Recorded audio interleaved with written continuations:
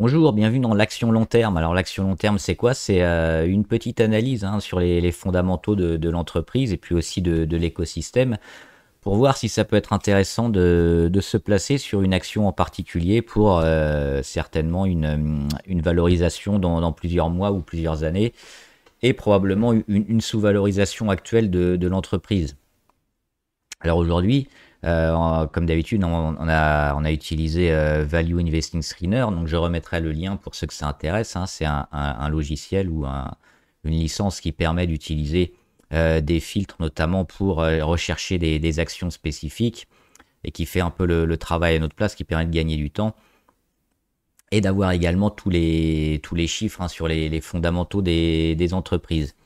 Alors aujourd'hui, j'ai choisi de rester en France. Alors vous me direz après si vous préférez aller sur des autres valeurs un peu plus exotiques, mais je sais qu'il y en a beaucoup qui ont un PEA et qui préfèrent avoir des actions européennes. Donc là, j'ai choisi en France. Et j'ai choisi le secteur de la santé parce que là aussi, en France, on est plutôt intéressant sur ce secteur-là. Et avec le petit ralentissement qu'on connaît, généralement, ce sont des secteurs qui performent dans ces périodes-là et qui surperforment le marché. Donc ça semble un timing aussi intéressant. Et puis small cap, parce que le but, c'est pas d'avoir toujours on peut aussi prendre des grosses capitalisations, mais le but ici, c'est plutôt de rechercher des actions sous-valorisées, donc un peu moins connues, même si on va le voir, certaines sont quand même relativement connues, mais bon, c'est pas les grosses capitalisations du CAC 40 ou du 60 qui sont juste derrière. On a également mis des niveaux, ici, vous voyez, de valorisation, de croissance, de profitabilité, notamment plutôt intéressant. Il y en a certaines aussi qui ont du dividende, je ne l'ai pas mis, mais qui peut être quand même pas mal donc, quand on reste plusieurs années. Alors, il m'a ressorti ces quelques actions-là, et moi j'ai choisi alors deux actions notamment, à savoir Vetoquinol et Bastide Le Confort. Alors, on va regarder déjà. Bastide Le Confort, j'ai été un peu déçu parce que sur des résultats, notamment sur les chiffres d'endettement, sont assez inquiétants. On va regarder rapidement. Donc là, comme d'habitude, on a les chiffres du logiciel. On a l'évolution du cours qui, on le voit, descend énormément et on va comprendre pourquoi cette valeur-là descend. Et alors, même si elle semble sous-valorisée, je pense que c'est quand même assez risqué de rentrer maintenant sur cette action-là. Alors, on va pas faire, on pourrait faire rapidement l'analyse sur beaucoup de chiffres, notamment de la valeur. Moi, je vais retenir juste un chiffre. C'est ça. C'est la dette. L'endettement de la valeur qui est, à mon sens, beaucoup trop important. Et je pense qu'il faudrait déjà attendre un refinancement quelque part, une dette qui commence à s'amenuiser pour revenir à des niveaux vraiment un peu plus intéressants. Parce que là, on attend plus des nouvelles qui vont être catastrophiques, probablement peut-être des augmentations de capital, des dilutions qui vont à terme être pénalisants pour l'actionnaire. Donc là, on le voit depuis notamment 2018, explosion de la dette en long terme par rapport aux capitaux propres. Les capitaux propres, c'est la différence entre les actifs et les passifs, en gros, de l'entreprise. Donc là, c'est en jaune. Et on voit que la dette long terme est beaucoup plus importante. On va regarder aussi l'endettement. Donc on le voit, les capitaux propres, c'est ça, c'est la différence entre l'actif de la société et le passif. Et on le voit, la dette, elle est super importante quand même sur Bastide Le Confort. On est à près de 560 millions de dettes pour des actifs à 640 millions. Donc là, on est loin des 50% ou même des 75%, on est encore au-delà. Et je trouve ça assez inquiétant parce que ça dure aussi depuis pas mal d'années. Donc sur Bastide Le Confort, malgré le fait qu'elle a été ressortie par le logiciel, on va plutôt la mettre de côté et attendre finalement qu'elle se refinance un peu mieux et qu'elle baisse sa dette, parce que là, ça va handicaper pas mal ses résultats à venir. Ensuite, j'ai regardé Vetoquinol qui me semblait intéressante. Alors Vetoquinol, là aussi c'est dans la santé, mais pas pour les êtres humains, c'est pour les animaux, hein. C'est notamment une société pharmaceutique, on le voit, qui vend des médicaments et des produits aussi pour la mobilité, la douleur, la dermatologie, l'hygiène, les soins, etc. Donc tout dans le domaine animal. Pourquoi c'est intéressant le domaine animal? On sait que pendant le confinement, il y a déjà eu une petite hausse, hein, notamment sur les achats et puis le fait d'avoir plus d'animaux de compagnie chez soi. Et on va regarder quelques petits tableaux, notamment fait l'un pour l'autre. C'est les parts des ménages ayant au moins un chat. Donc là j'ai mis les chats, mais ça peut être, il y a aussi les chiens, les poissons rouges, les rongeurs, les oiseaux. Il y a beaucoup, hein, d'animaux de compagnie et qui vont produire de l'argent aussi pour les entreprises qui vendent des produits en relation avec ça. On va le voir après. Donc là, on voit que alors, elle est à Paris, hein, Vetoquinol, et elle a aussi des ventes qui se font ailleurs. Et on le voit qu'en Europe, c'est pas une spécificité en France, hein, où en France, on n'est pas encore les champions, avec plus d'un tiers des ménages qui ont au moins un chat, mais on le voit, hein, partout un peu en Europe, on a quand même des chiffres plutôt intéressants, avec une grande part, hein, des pays qui possèdent des animaux de compagnie. Alors, est-ce que ces animaux de compagnie-là, ça va créer une économie et des entreprises qui vont profiter justement du fait d'avoir des pays européens qui possèdent des animaux? Bah oui, on va le voir ici, notamment sur les ventes, hein, la valeur des ventes de nourriture. Alors là, on n'a que la nourriture, mais il y a aussi tout ce qui est soins avec, on l'a vu, les soins vétérinaires et autres, hein, les jouets aussi. Enfin, il y a plein de trucs. Là, on a juste la vente de nourriture pour animaux de compagnie.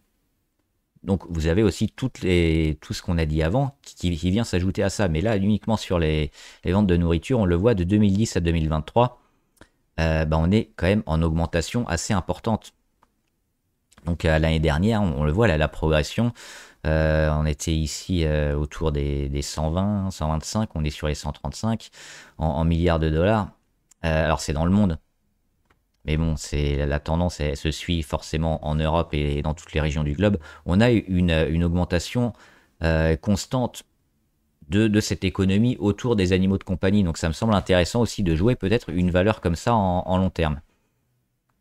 On va regarder Vetoquinol, avec des scores, hein, notamment du logiciel plutôt intéressant. Elle est plutôt dans le haut. L'évolution du cours qu'on va revoir après avec les graphes, comme d'habitude. Et des capacités. Alors là, le logiciel là nous dit qu'elle est légèrement surévaluée, mais on voit qu'elle a connu une baisse dernièrement à cause de ces résultats qui étaient relativement moyens. Ça reste une entreprise sur le long terme qui semble intéressante, notamment dû à sa croissance. On va le voir après. Alors elle a un PER un peu, un peu élevé, notamment autour de 21, mais bon, plus ou moins comme le secteur. Et un price earning growth, donc là qui permet de voir peut-être aussi la surévaluation de l'entreprise. Finalement, là on est assez bas. Et c'est pour ça qu'elle ressort, parce qu'on est à 0,22 sur des chiffres 2023. Et on va voir après dans les graphes un peu plus court terme que la valeur a encore baissé. Donc il y a probablement une sous-évaluation de la valeur qui, si elle continue sa croissance, notamment due à son secteur qui est en pleine croissance, une capacité à dégager des bénéfices et à augmenter son cours. On va regarder un peu plus les résultats, avec notamment les chiffres d'affaires sur 10 ans.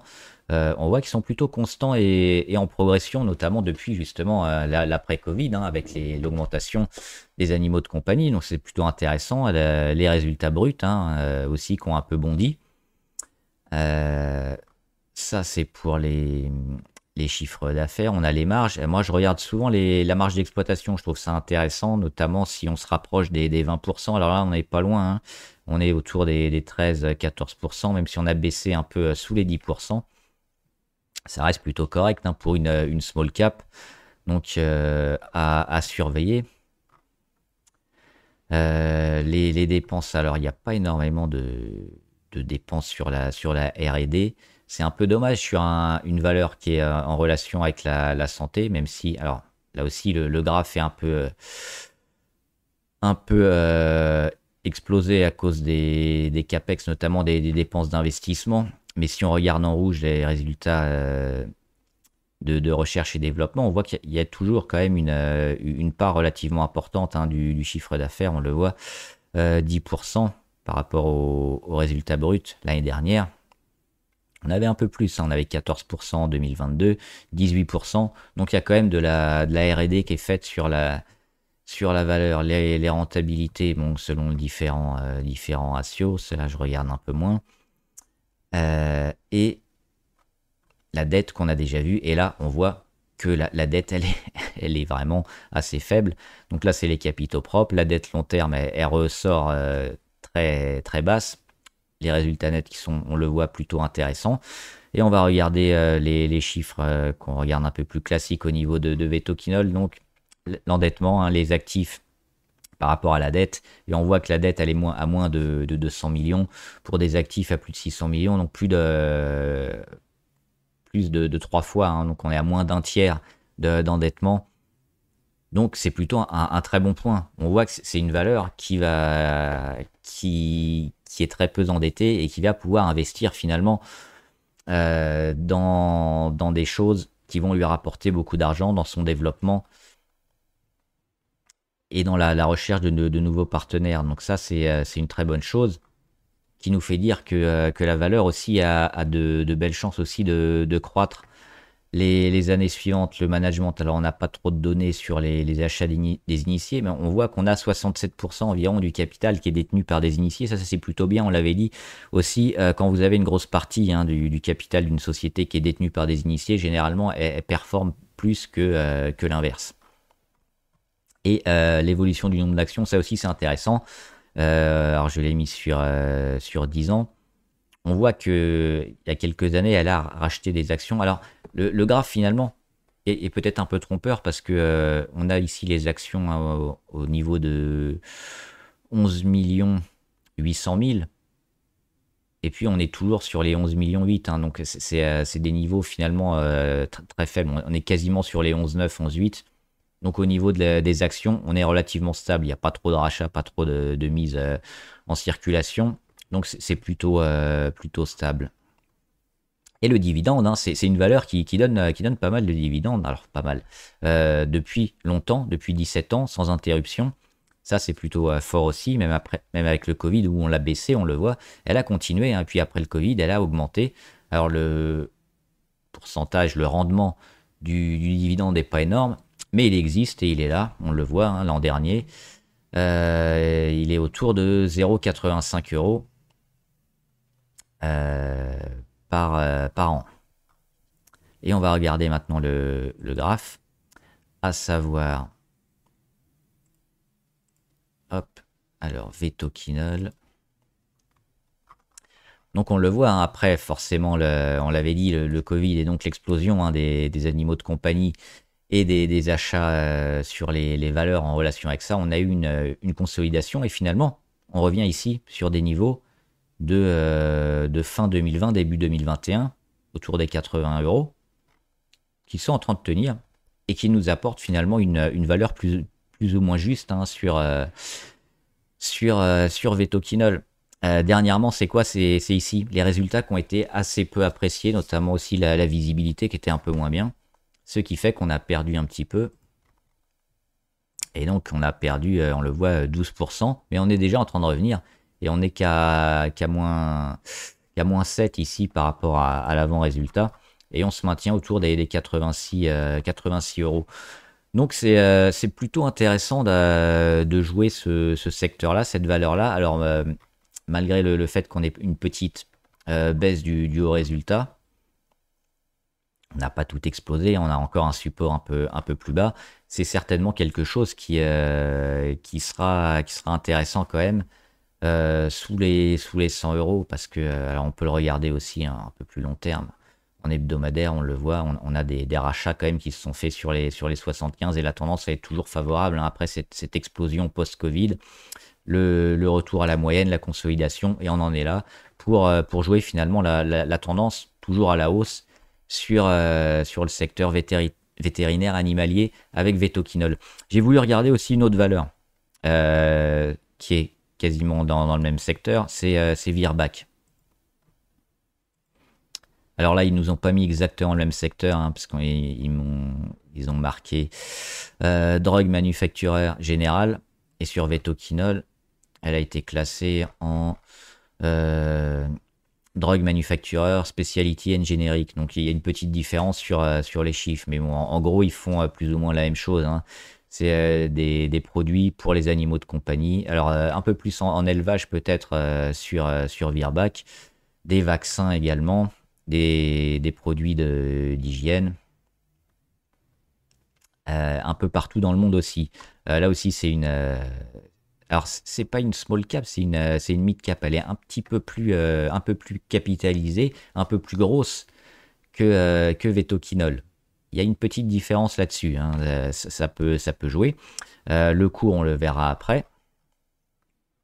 Là aussi, elle est un peu surévaluée par les chiffres du logiciel, notamment sur les VOEG et le discounted cash flow. Euh, c'est aussi le fait qu'elle soit un peu plus connue, qu'elle ait une capitalisation plus forte et qu'elle ait des résultats un peu plus impressionnants. Donc, on va voir, hein, on verra à la fin si ça vaut le coup peut-être de se placer dans une optique plus ou moins long terme. On va regarder déjà les chiffres hein, avec le PER finalement qui est plutôt dans la moyenne. Hein. Là aussi, on est sur les 20, on est autour des 22 hein, sur le price earning ratio. Et le PEG, le price earning growth, qui permet notamment de détecter les sous-valorisations hein, sous les 1. On voit que tout le secteur est un peu sous-valorisé. Et aller à 0,2 également. Donc, une probabilité un peu d'un secteur sous-valorisé. Mais finalement, il faudrait qu'elle explose un peu pour, euh, pour revenir par rapport à l'industrie qui est près du double quand même, on le voit. Hein, et encore, c'est une industrie qui est sous-valorisée, à l'inverse de certains secteurs comme les techs qui là ont des PER, des PEG un peu énormes, des visibilités parfois pas aussi importantes. Et là, on le voit, il y a quand même une sous-valorisation qui peut être jouée. Alors peut-être un peu moins importante que sur Vetoquinol. On va regarder les chiffres, notamment sur les résultats. Et là aussi, on voit, hein, avec notamment le chiffre d'affaires en rouge, qui a augmenté. Hein, on était sur les 800 millions avant le Covid. On est autour des 1,2 milliard après Covid, donc une belle augmentation. Et puis les résultats nets, notamment en bleu, on est à près de 120 millions en 2023. Les marges.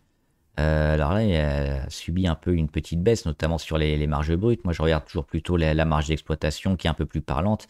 Et on voit qu'on se maintient. Alors, on était sous les 10% hein, avant Covid. Et on a réussi à progresser. On est à 15% en 2021, 14% en 2022, 13%. Alors, on baisse un peu, mais on est toujours au-delà des 10%, hein, entre les 10 et les 20.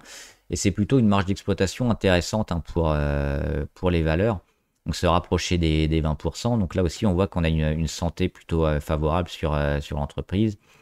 Au niveau des dépenses, la R&D, on le voit, alors là, sur Vetoquinol, par rapport au résultat brut, elle fait pas trop de recherche et développement. Hein. Ça, c'est un petit point un peu plus négatif, alors qu'elle en faisait avant. 2% en 2018. 2% aussi en 2017 par rapport à son résultat. Donc c'est peut-être un petit point noir, ça, ce manque de recherche et développement qui va peut-être lui apporter les années suivantes des nouveaux produits et des chiffres d'affaires. Et on a vu que Vetoquinol, eux, ils avaient cet investissement dans la recherche et développement qui est pour moi super important dans tout ce qui est santé, forcément. Les rentabilités, donc selon différents ratios, et le price to book, qui est un peu élevé pour une valeur sous-valorisée, et là aussi la dette, et on le voit, hein, l'endettement qui a énormément baissé et qui est aujourd'hui plutôt faible, hein, parce qu'on a des capitaux propres qui sont en augmentation, la dette long terme a énormément baissé, et là aussi on va voir la dette de Virbac. Donc les capitaux propres, c'est la différence entre les actifs et le passif, et on le voit, hein, on est à les 0,86, un peu moins de 600 millions de passifs pour des actifs à plus de 1,4. Donc ça doit faire 0,08, 0,9 environ, on va voir sur les actifs. C'est ça, hein, 900 millions de capitaux propres, on a la différence. Et donc je reviens à mon dessin. Là aussi, c'est quasiment un endettement à un tiers. Hein. 3 x 6, 18, on est plutôt entre 5 et 6, 3, 5, 15. Un endettement largement maîtrisé de la part de Virbac. Donc encore un bon point. Là aussi, les initiés plutôt intéressants. On est à 50%, donc c'est un peu moins que Vetoquinol, mais c'est plutôt bien aussi. On n'a pas trop de données sur les ventes et les achats. Et le nombre d'actions en circulation, ça c'est intéressant. Alors là aussi, les augmentations sont pas énormes en termes de pourcentage, hein, parce qu'on voit on est à 8 millions 4 d'actions. On est monté autour des 8, même pas les 8 millions 5. Hein, on était à 8 millions 420 000. On est monté à 8 453 000, donc c'est quasiment rien. Et derrièrement, un petit rachat d'actions, mais on le voit là aussi, c'est plutôt stable. Donc on ne fait pas appel au marché pour augmenter le capital et donc diluer les actionnaires. Là aussi, c'est plutôt un bon point. Le dividende, par contre, on le voit, entre 2015 et 2021, il n'y en a pas eu. On a repris depuis 2021, on l'a augmenté un peu, on est à 1,32 € hein, sur l'année dernière. Et on va regarder le graphe sur Virbac. Là aussi, hein, le graphe long terme est plutôt intéressant, mais on voit qu'on surperforme un peu par rapport à Vetoquinol, et on a peut-être moins de recherche et développement. C'est ça qui est peut-être un peu embêtant. On va le regarder en journalier. Et il se comporte mieux. Pourquoi? Notamment pour les résultats, hein, où les marges avaient été assez impressionnantes. Sur Virbac, ça a augmenté. Les résultats ont été largement achetés. Et on est finalement plutôt dans un momentum intéressant. Donc sur Virbac, on serait plus dans un achat court ou moyen terme pour jouer justement cette dynamique, ce secteur, les résultats d'il y a un mois environ, hein, qui étaient très favorables. Et donc jouer Virbac sur cette période assez courte. Par contre, après, on est sur des niveaux de valorisation qui sont déjà plus élevés que 2023, donc les ratios vont s'ajuster et ça va peut-être être moins intéressant sur le long terme où on risque d'avoir des niveaux un peu de consolidation et des prises de bénéfices qui vont arriver. Alors que Vetoquinol, qui elle est un petit peu déçu, mais qui retrouve des niveaux de valorisation plutôt historiques, qui fait de la recherche et développement, qui semble un peu plus sous-valorisé, ça semble peut-être plus favorable pour le long terme et donc acheter sur ces niveaux-là, hein, sous les 90, 95, Vetoquinol pour le long terme. C'est une action qu'on suivra et qui semble plutôt intéressante dans un secteur, on l'a vu, hein, en pleine expansion, à la fois en France, mais aussi en Europe et dans le monde. Voilà, j'espère que la vidéo vous a aidé. Dites-moi ce que vous en pensez, hein, si vous voulez acheter Vetoquinol pour du long terme, si vous avez d'autres valeurs comme ça qui vous intéressent, si le secteur santé et animalier vous intéresse et devrait progresser. J'y répondrai. Bon trade, à plus!